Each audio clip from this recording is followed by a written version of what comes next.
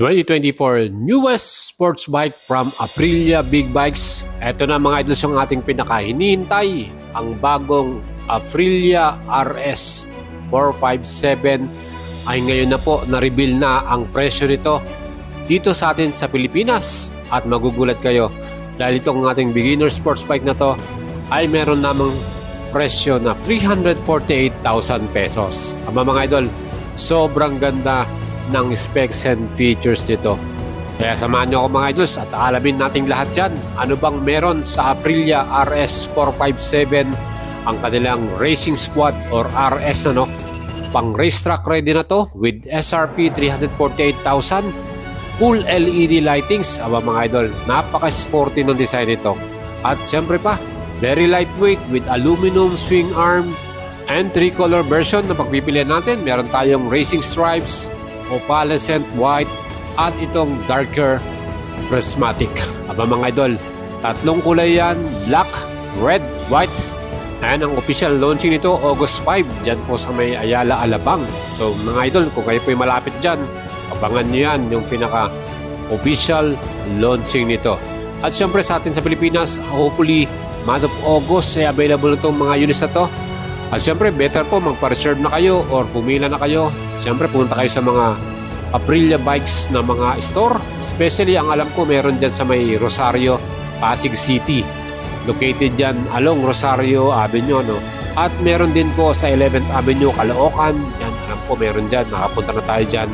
At syempre, i-check na lang yung kanilang website dyan po sa Aprilia Philippines. Mga idols, itong ating bagong sports bike na to ay dinevelop ng Aprilia na merong MotoGP DNA. Siyempre yung kanyang engine, bagong-bago yan. 457cc ang total displacement, parallel twin, at yan po ay naka 270 degrees crankshaft. Same sila ng CF Moto 450 SRS. At ito po, naka double overhead camshaft, 8 valves, liquid cooling na rin, fuel injection, 6-speed transmission, at equipped din to ng stepper clutch mga idol. Ang kaganda nito, meron tong option na pwede nyong palagyan ng quick shifter as optional yan, as accessories. Kaya pwede nyo pong palagyan mismo sa Aprilia. Well, pagdating naman po sa kanyang mga features, ito po ay equipped ng dual channel anti-lock braking system. Meron ditong traction control at mayroong 3 modes pa. Kaya talagang super ganda ng ating safety features para dito.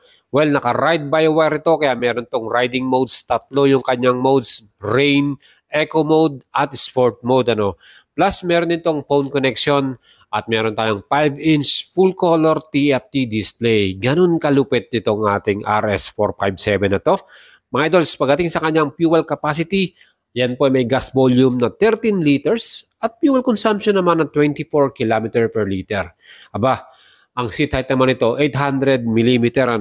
At perfect din yan, siguradong abot yan ng mga idols natin sa mga Filipino riders. Pagdating naman sa kanyang sukat ng gulong, ang pinaka-front niyan ay merong 110/70 by 17 and rear tire naman may sukat na 150/60 by 17 inch. Ang kanyang pinaka-dry weight ay 175 kg. So lightweight itong ating sports bike na to. Well, sabi nga nila, naka-aluminum swing arm ito. First in this category. Plus yung braking power dahil meron tayong dual channel ABS. Yung kanyang front brake, yan po ay merong 4-piston radial caliper. Mga idols, talagang super ganda ng ating magiging performance para dito. Kaya siguradong marami po magkakagusto sa bagong RS457 Aprilia Sports Bikes. So sana po ay soon makita na natin to personal at sana matest ready natin. Hopefully Aprilia Philippines ay makakuha tayo ng kanilang feedback para dyan. Siyempre mga idols, kung masusubukan natin to, ay bibigyan natin kayo ng ating actual unit review para dito. Napaka-forma ng kanyang front headlight, LED yan, yung kanyang daytime running light, very visible at very aggressive din ng kanyang formahan. Siyempre, yung kanyang 5-inch TFT display, lahat ng information natin ay naandyan na.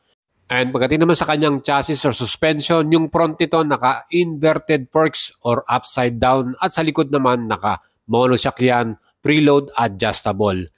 At ito nga ay unang nilabas sa bansang India mga idols. At alam nyo ba kung ano mga naging top speed nila dyan? Meron tayong napanood doon na 200 km per hour yung pinaka top speed niya. So sinagad niya yun mga idol. Diyan pa lamang talagang magugulat ka sa magiging performance mo dito. Ang bilis, diba? 200 km per hour sa bansang India yan.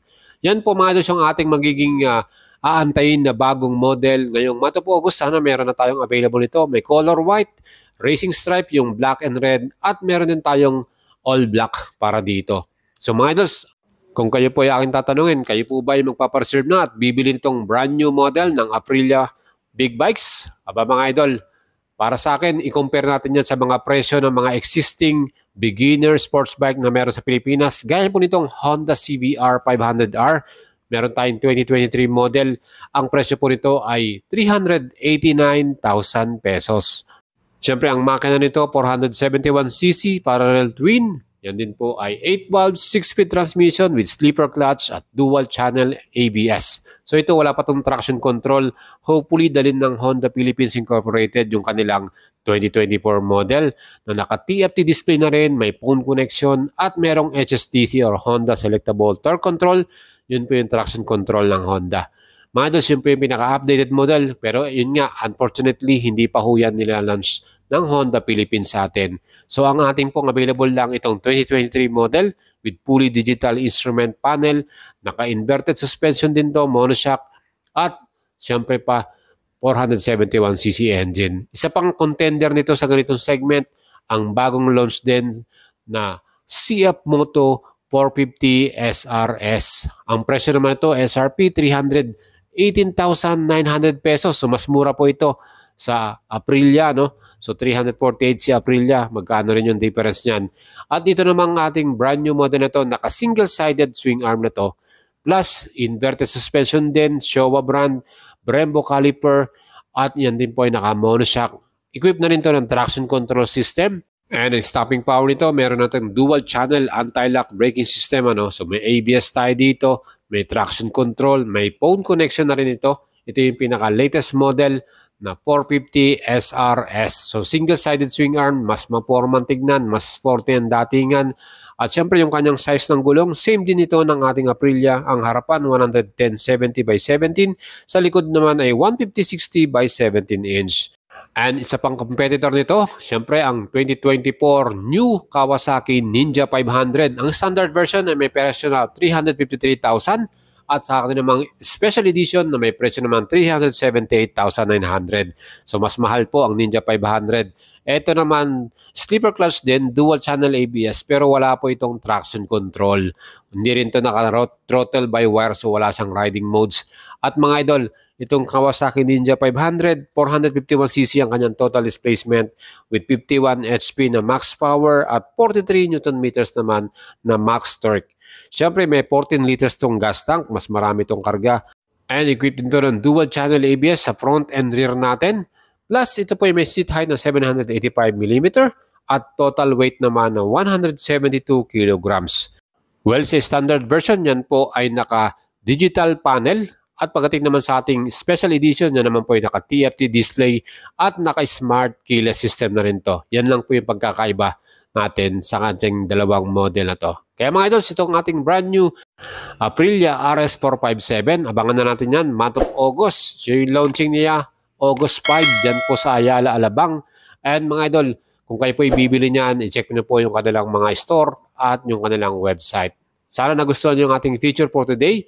Newest sports bike category, beginner yan, at syempre perfect sa mga idols natin na gusto magkaroon ng first dream big bike.